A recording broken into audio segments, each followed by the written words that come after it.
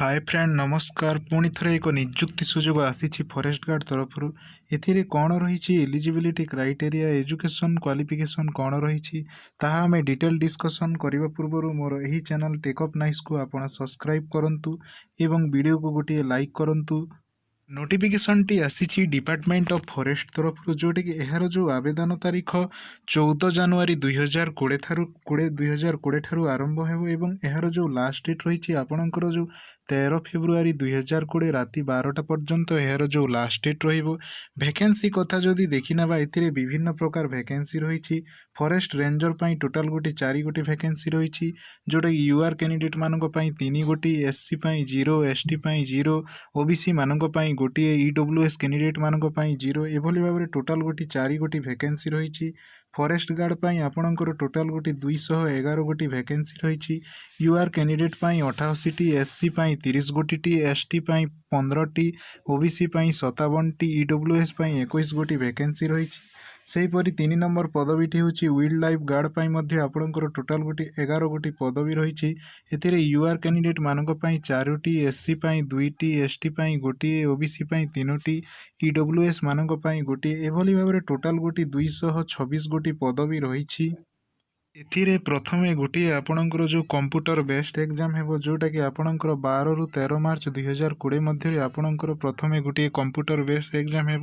एथिरे आपणकर जो एजुकेशन क्वालिफिकेशन मांगा जाइछि जोटा कि फॉरेस्ट रेंजर पाई आपणको बैचलर डिग्री कंप्लीट करिथिबा दरकार दरमा कथा जदि देखि नबा एथिरे 35,400 रु आपणकर 1,12,400 पर्यंत आपणकर दरमा रही चलंतु आ देखि नबा द्वितीय नंबर पदवीटी एथिरे आपणकर जो हाइट मांगा जोटा कि मेल कैंडिडेट मानक पाई 163 सेंटीमीटर एवं फीमेल कैंडिडेट मानक पाई 150 सेंटीमीटर आपणकर हाइट मांगा जाइछि चेस्ट कथा जदि देखिबा एथिरे आपणकर 84 मीटर मांगा जाइछि एवं महिला मानक पाई 79 मीटर एथिरे मांगा जाइछि चलंतु आ देखि नबा एथिरे आपणकर जो फिजिकल टेस्ट रहिबो एथिरे आपणको 4 घंटा रे पुआ मानक 25 किलोमीटर आपणको रन करबा को पड़िबो एवं झियो को पड़िबो द्वितीय नंबर पदवीटी होछि आपणकर जो फॉरेस्ट गार्ड पदवी पाई रही एथिरे आपणको 12th पास करिथिबा दरकार एनी स्ट्रीम रे आपण कंप्लीट करिथिले एहाकु आवेदन करि परिबे दरमा कथा जदि देखि नबा एथिरे आपणकर दरमा 5,200 रु 20,200 पर्यंत रही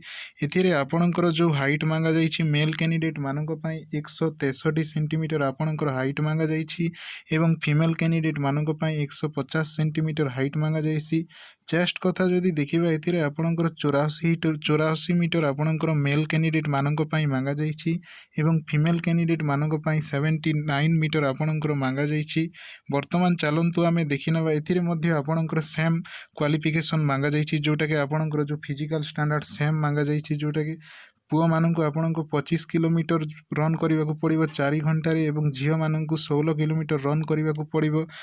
4 घंटा रे वर्तमान चलंतु आमे देखि नबा वाइल्ड लाइफ गार्ड पाई जोटा कि आपणकर जो पदवी रही एथिरे मध्य आपणकर एज 18 रु 27 वर्ष मांगा जाइछि एथिरे आपणकर दरमा 18,000 रु 56,900 पर्यंत मांगा जाई रखा जाइछि एथिरे आपणकर जो एजुकेशन क्वालिफिकेशन 10th पास ही मांगा जाइछि वर्तमान चलंतु आ देखि नबा एथिरे आपणकर एज रिलैक्सेशन मध्य रही जोटा कि आपणकर शेड्यूल कास्ट पाई 5 वर्ष अदर बैकवर्ड कास्ट पाई 3 वर्ष आपणकर एज रिलैक्सेशन मध्य रही यही पोस्ट को आपण ऑल ओडिशार पिला माने यही पोस्ट को आपण आवेदन करि परिबे एप्लिकेशन फीस कथा जदि देखिनबा एथिरे आपणको 100 टंका देबाकू पड़िबो एवं समस्त लेडीज मानक पई महिला मानक पई यह बिल्कुल मागणा रे सेमाने यहाकू आवेदन करि परिबे एथिरे आपणकर जो सिलेक्शन प्रोसीजर रहिबो प्रथमे आपणकर गोटे टेस्ट हो जोटा कि कंप्यूटर बेस्ड टेस्ट मु आपणको कहि सारिछि परे आपणकर जो स्टेज 2 रे आपणकर फिजिकल टेस्ट हेबो तापरे आपणकर डॉक्यूमेंट वेरिफिकेशन हेबो तापरे आपणको एथिरे नियुक्ति दिया जिवो तथापि किछि डाउट रहे वीडियो तले कमेंट करंतु।